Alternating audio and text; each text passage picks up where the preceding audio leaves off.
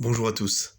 Alors, il convient maintenant de conclure cette série de vidéos sur la situation spirituelle de notre époque. D'abord, je voudrais préciser un point.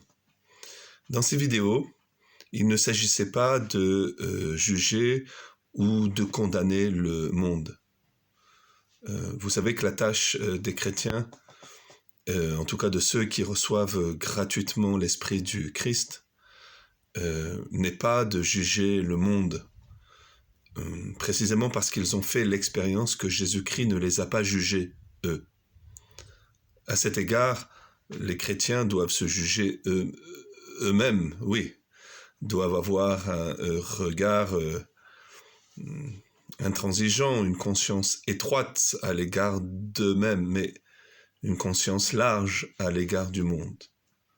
Parce que les chrétiens ne sont pas là pour condamner ou juger le monde, mais pour sauver le monde. Le mystère du christianisme est que Dieu choisisse des personnes très faibles, des pécheurs, des personnes qu'il a tirées de l'enfer du monde pour sauver le monde. À cet égard, dans ces vidéos, encore une fois, il ne s'agissait pas de pointer du doigt ou de désigner des parties de la société, comme par exemple les révolutionnaires. Sans la miséricorde du Christ, nous aurions été les premiers à monter sur les chars de la révolution qui sont entrés dans Notre-Dame, qui ont pillé Notre-Dame.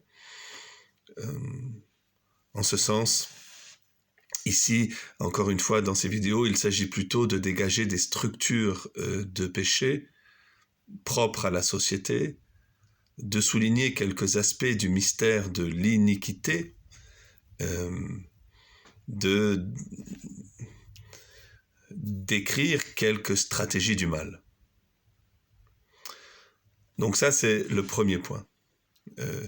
De ne pas regarder ces vidéos avec un esprit de réaction et de pharisianisme, comme si nous qui avions reçu la parole de salut, nous pourrions nous permettre de nous considérer meilleurs que ceux qui sont en train d'apostasier dans le monde. Non.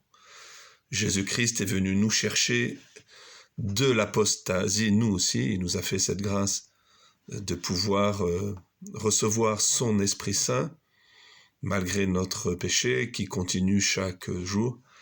Et aussi abandonner cette idée que il y aurait une opposition massive du bien et du mal dans le monde, comme si le monde était traversé de deux forces, le bien et le mal, comme deux âmes, comme deux esprits, qui s'équivaudraient, comme le pensaient les manichéens. Non, il n'y a pas une relation d'opposition absolue entre le bien et le mal, précisément parce que le mal absolu n'existe pas. Ce qui existe, c'est le bien absolu, oui. Le bien est indépendant du mal. Le bien n'a pas besoin du mal pour être. Le mal, lui, ne peut être sans le bien, parce qu'il est une privation du bien. C'est pour cela qu'il est obligé de déployer, comme nous l'avons souvent dit, une rhétorique de justification par laquelle il va se présenter comme un bien. Parce que comme nous avons été créés à l'image et à la ressemblance de Dieu, et malgré la blessure causée par le péché originel et le péché personnel en nous, nous désirons le bien. Nous inclinons malgré nous vers le mal, mais il y a une partie de nous qui désire le bien. Et si l'on devait choisir objectivement entre le bien et le mal, nous opterions toujours pour le bien, même si l'on ne peut pas poursuivre ce bien. C'est ce que saint Augustin appelle le libre arbitre. Nous avons le libre arbitre de préférer le bien au mal. Mais nous n'avons pas la liberté de réaliser ce bien, de poursuivre ce bien. Au moment même où je désire le bien, j'incline vers le mal. Très bien. Mais, précisément, le diable est obligé dès lors de nous présenter deux biens. en nous faisant croire que si nous choisissons ce bien-là, nous serons davantage heureux, libres, sans nous dire que dans ce bien en apparence se cache un mal. Et il nous présente le vrai bien comme quelque chose de mauvais.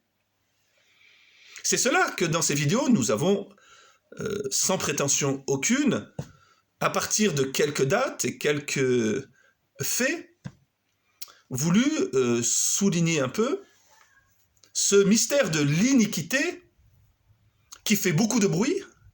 Saint François de Sales disait que le bien ne fait pas de bruit, mais le mal, lui, fait beaucoup de bruit. La pompa diaboli du mal, tout ce rituel de bruit, de fureur du mal. Le bien se voit à peine, s'il se voit. Il est humble, il est petit, il se cache, pourrait-on dire.